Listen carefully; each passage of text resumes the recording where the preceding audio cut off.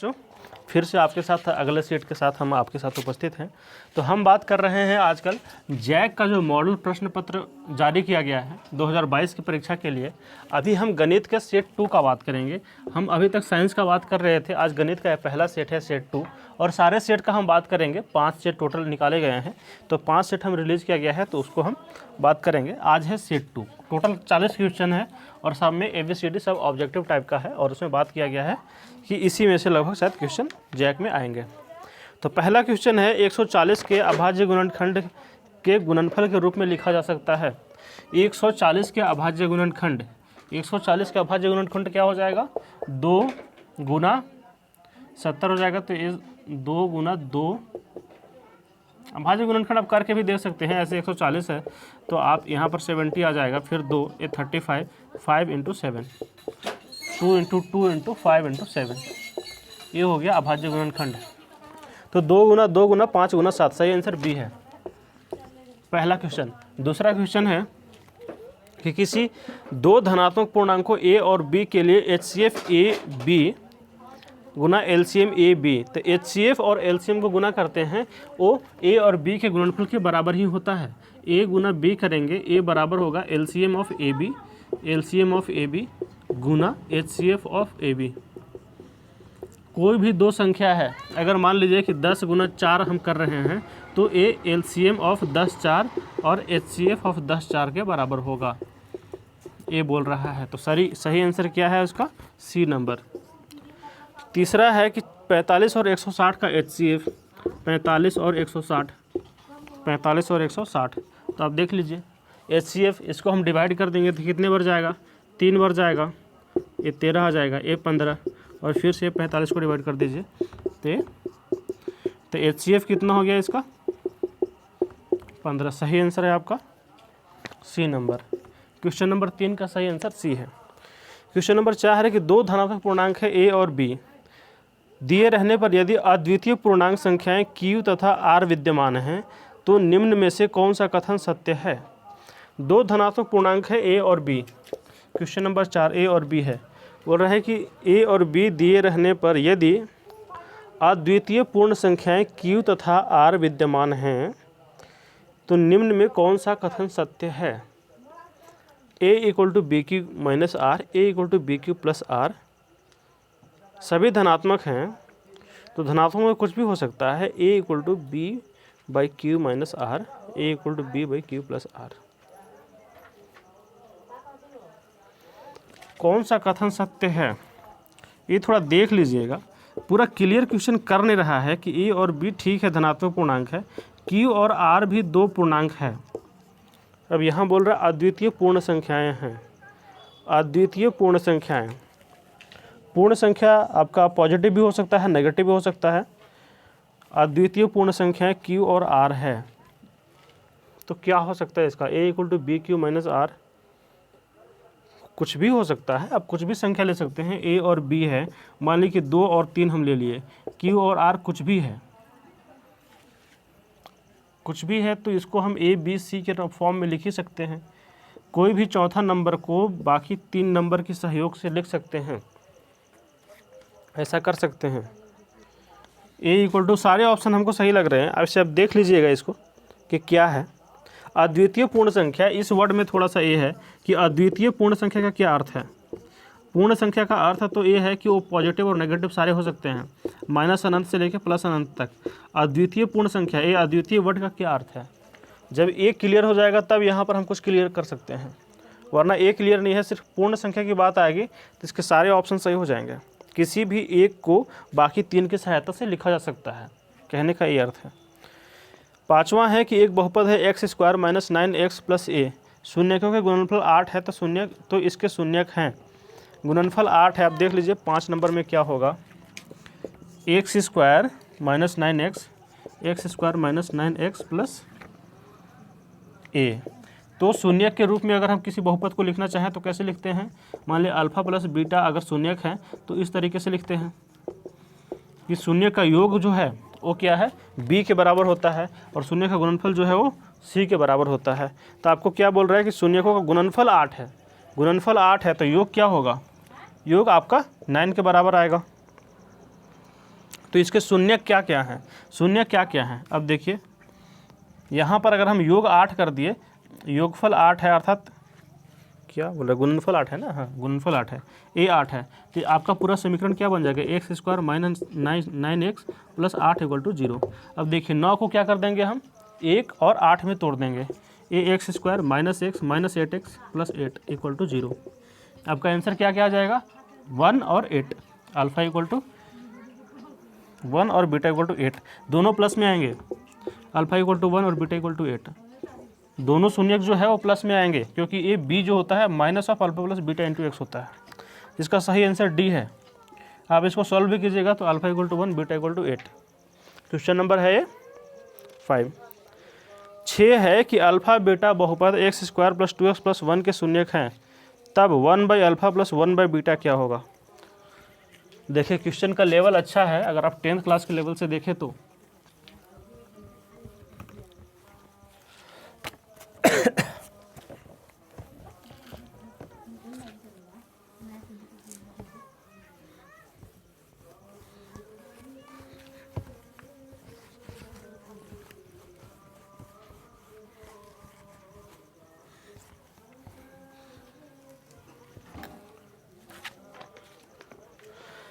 देखिए question number 6 बोल रहा है कि एक द्विघात समीकरण है x प्लस 2x प्लस 1 ऐसा है। अब बोल रहा है कि इसके शून्य का अल्फा और बीटा है, तो 1 by alpha plus 1 by beta equal to 1।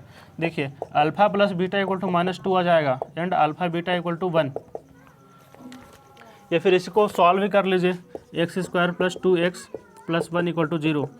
क्या आएगा इसको, x प्लस 1 का होल स्क्वायर ही है ना, ये x प्लस 1 का होल स्क्वायर है, x square plus 2x plus 1, तो x प्लस 1 इक्वल टू 0, तो x इक्वल टू -1, दोनों शून्य -1 ही आएगा, अल्फा इक्वल टू भी -1 और बीटा इक्वल टू भी -1, तो 1 बाई -1 प्लस 1 बाई -1 इतना हो जाएगा, ये हो जाएगा -1 इक्वल टू -2। सही आंसर -2 है, बी नंबर 6 का सही आंसर है b -2, 1 by alpha plus 1 by beta. 7 number question में ग्राफ दिया हुआ है और पूछ रहा है कि बहुपद शून्यकों की संख्या क्या है। तो ऐसे जब भी ग्राफ दिया हुआ है तो बहुपद कैसे निकालते हैं, वो देखते हैं कि ग्राफ कितना बार कट कर रहा है। तो ग्राफ ऐसा है, अब देख लीजिए कि एक्स अक्ष को, और हमको एक्स अक्ष देखना होता है कि एक्स अक्ष को कितना बार काट रहा है, तो 1 2 3 और ये 4, इस एक्स अक्ष को ये 4 बार कट कर रहा है, तो सही आंसर हो जाएगा इसका ए 4। 8वां है कि एक समीकरण का युग्म है। 8 नंबर में एक समीकरण दिया हुआ है a1x प्लस b1y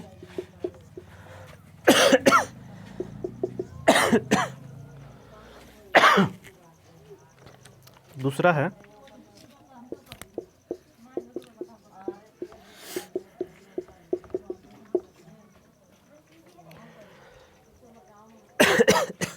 दिया हुआ है a1/a2 बराबर, तो ऐसे में क्या होगा, अनंत हल हो जाएंगे, अनेक हल बोलिए या अनंत हल बोलिए, समपाती रेखाएं होते हैं। सही आंसर है आपका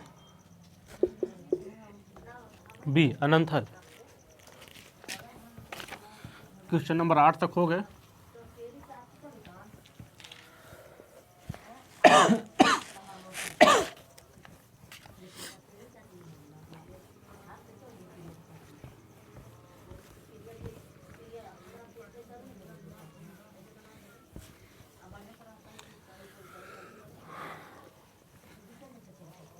देखिए क्वेश्चन नंबर 9 है कि 3x plus 2ky equal to 2, 9 है 3x plus 2ky equal to 2 और 2x plus 5y equal to 1।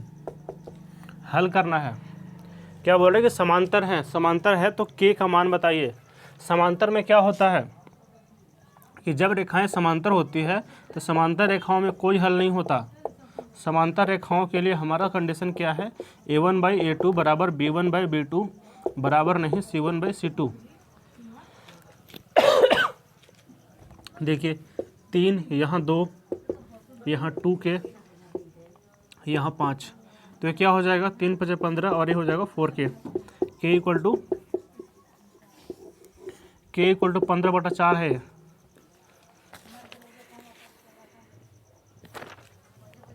सी होगा सही आंसर। 10 में फिर से के का मान निकालना है। असंगत है तो किस मान के लिए युग्म रेखाएं असंगत हैं। अब असंगत में भी वही कंडीशन होता है कि ए आपको फॉलो करना है, a1/a2 बराबर b1/b2। जो बराबर नहीं है उसके लिए कोई अर्थ नहीं है यहाँ समीकरण में। रेखाएं क्या है, 10 में है 8x + 5y बराबर 9 और अगला है kx + 10y बराबर जो भी है आपका 10 है। तो a1/a2 8/k बराबर 5/10, ये क्या हो जाएगा 2, k = 16। सही आंसर आपका आ जाएगा बी। 10 का सही आंसर बी है। 11 बोल रहा है कि 5x + 3y = 4 है और 3x - 2y = 10 है, तो हल कीजिए। तो हल कर दीजिए इसको। 5x + 3y = 4 है, अगला है 3x - 2y, 3x - 2y = 10। देखिए, तो इसको हल करना है, आप विलोपन विधि निकालिए या किसी भी विधि से निकालिए, आप इसको हल कीजिए। चलिए विलोपन विधि कर देते हैं। इसको हम गुना कर देते हैं 3 से, इसको गुना कर देते हैं 5 से, तो एक आ जाएगा आपका 15x। ये तो कंप्लीट कैंसिल हो जाएगा, ये कैंसिल हो जाएगा। ये जाएगा 9y, इसको माइनस कर देंगे तो माइनस माइनस प्लस 10y हो जाएगा, प्लस से 4 × 12 -5 × 50 ऐसा, तो ये 19 हो जाएगा और ये -38। 19y = -38, y = हो जाएगा -2। जब y = -2 आ गया तो इसमें रख देंगे। x = कितना जाएगा आपका, हल कर लीजिए। x = हो जाएगा 4 - 3 × -2 / 5। x = हो जाएगा 3 2 6 4 10/5 2। इसका आंसर क्या हो जाएगा 2 और -2। 11 का आंसर है 2 और -2, आंसर नंबर बी। ये है 11 नंबर क्वेश्चन।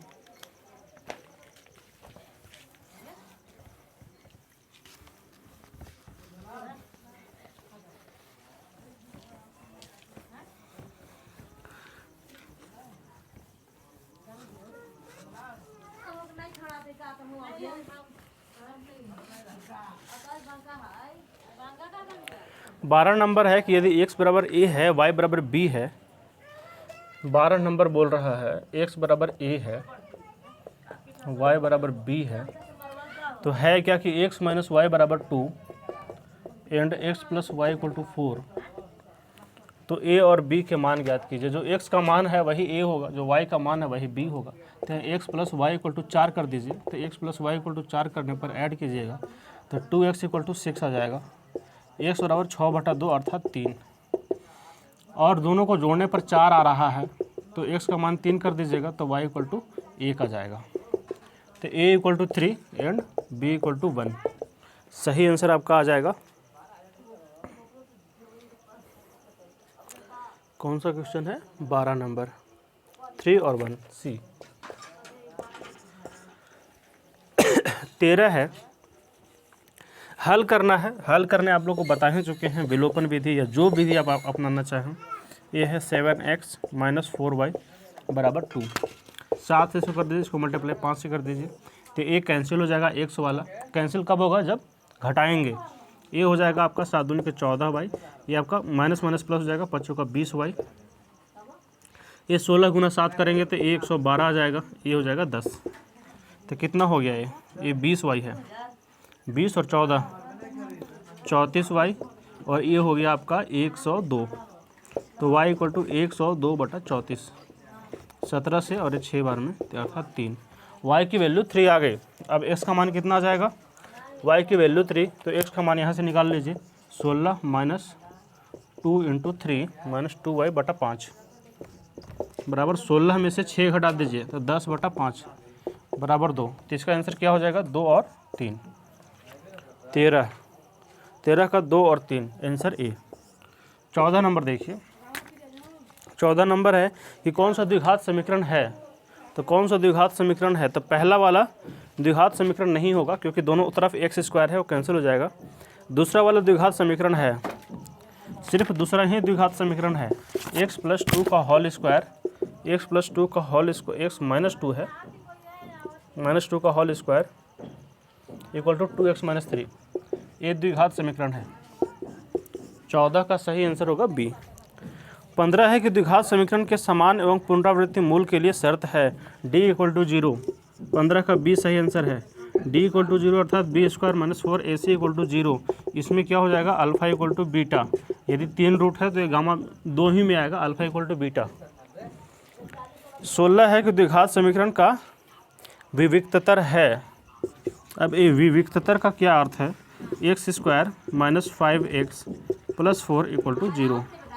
ये है 16 नंबर में आंसर दिया है। 4 है, 6 है, 9 है और 10 है। विविक्ततर, शायद विविक्ततर अर्थात डी का बात कर रहा है। विविक्ततर अर्थात डी। तो अगर हम डी निकालेंगे b² - 4ac करके यह जाएगा b का स्क्वायर ऐसा -4 × 4, तो 25 - 16 अर्थात 9। आपका सही आंसर सी है। विविक्ततर ए है। विविक्ततर अर्थात डी, b² - 4ac की बात कर रहा है, तो इसका सही आंसर सी आएगा। 17 में है कि द्विघात समीकरण 3x² - 2x + 1/3 = 0। तो विविक्ततर क्या है, तो ठीक इसी तरीके से निकालना है।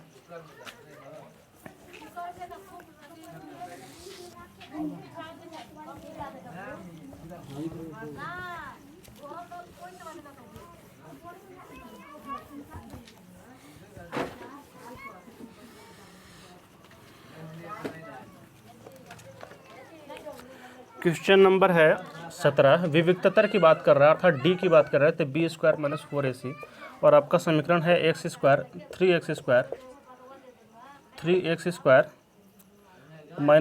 + 1/3 ए है। तो इसका डी कितना आ जाएगा, -2 का स्क्वायर -4 × 3 × 1/3। तो ए कैंसिल हो जाएगा, a 4 - 4 = 0। विविक्ततर इसका 0 होगा। 17 का सही आंसर ए है। 18 है कि मूल क्या है, मूल अर्थात शून्य की बात कर रहा है। 3x² - 2x + 1/3 अर्थात शून्य क्या है। अगर इसका फिर से d निकालिएगा तो इसका आ जाएगा आपका -2 का स्क्वायर -4 × 3 × 1/3। तो ये ऐसा हो जाएगा, तो हो जाएगा 4 - 4 = 0 अर्थात ये कंप्लीट होल स्क्वायर है। ये करेंगे तो आप इसको सॉल्व कर सकते हैं ऐसे। अल्फा बीटा = क्या आ जाएगा, -b ± √d / 2a ऐसा होता है। तो अल्फ़ा बीटा कितना जाएगा, -b करेंगे तो हो जाएगा 2 ± √d करेंगे तो ये 0 है, 2 × a कितना है आपका 3, ये है आपका 3। तो अल्फ़ा बीटा दोनों बराबर ही होगा, क्योंकि d जब 0 है तो अल्फ़ा बीटा दोनों बराबर होता है। अल्फ़ा बीटा और ये 0 हो गया तो ये हो जाएगा 6, तो ये हो जाएगा 3। अल्फ़ा बराबर बीटा बराबर 1/3 दोनों बराबर होगा। 18 नंबर, 18 का 1/3 आंसर बी होगा सही। 19 है कि द्विघात समीकरण kx² + 4x + 1 = 0 के मूल समान है, तो k का मान ज्ञात कीजिए। 19 नंबर में बोल रहे हैं कि मूल समान है। मूल समान अर्थात क्या है, d = 0 और ये बोल रहा है कि kx² + 4x + 1। ये है आपका समीकरण kx² + 4x + 1 = 0। मूल समान होने के लिए क्या 0 चाहिए, b² - 4ac = 0। इसको 0 कीजिए तो b आपका 4 है, तो 4 का स्क्वायर 16 हो जाएगा। 4 × a आपका k है और c आपका 1 है, तो k = हो जाएगा 16/4। ये हो जाएगा 4। k की वैल्यू कितनी आ जाएगी, 4 हो जाएगी। सही आंसर हो जाएगा डी। 19 का सही आंसर डी है। 20 देखिए, द्विघात समीकरण का मूल ज्ञात करना है। 20 द्विघात समीकरण है x² - 3x - 10 -10 लाना चाहिए 3 को तोड़ के, तो इसको हम कर देंगे -5x + 2x -10 = 0। तो यहाँ से x कॉमन ले लीजिए, तो x - 5 + 2 × x - 5 अर्थात अल्फ़ा = हो जाएगा 5 एंड बीटा = हो जाएगा -2। जो भी जोड़ लीजिए, 5 - 2 या -2 और 5, इसका सही आंसर है ए। तो 20 का सही आंसर आ गया आपका ए। तो यहाँ तक हम 20 तक हम बात कर लिए। जो अगला सेट है, जो अगला वीडियो है, उसमें हम बाकी 20 क्वेश्चन जो सेट नंबर 2 का, सेट नंबर जो 2 है मैथ में, सेट नंबर 2 का हम 20 क्वेश्चन का चर्चा कर चुके हैं।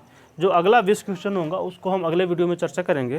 तो आज की वीडियो में यहीं तक। आपको जो कुछ भी समझ में नहीं आ रहा हो उसको आप बताइएगा, हम आपको सॉल्व करने की कोशिश करेंगे। तो आज की वीडियो में यहीं तक। अगले वीडियो में फिर हम अगले सेट के साथ मिलेंगे। तब तक के लिए हमें विदा दीजिए। धन्यवाद।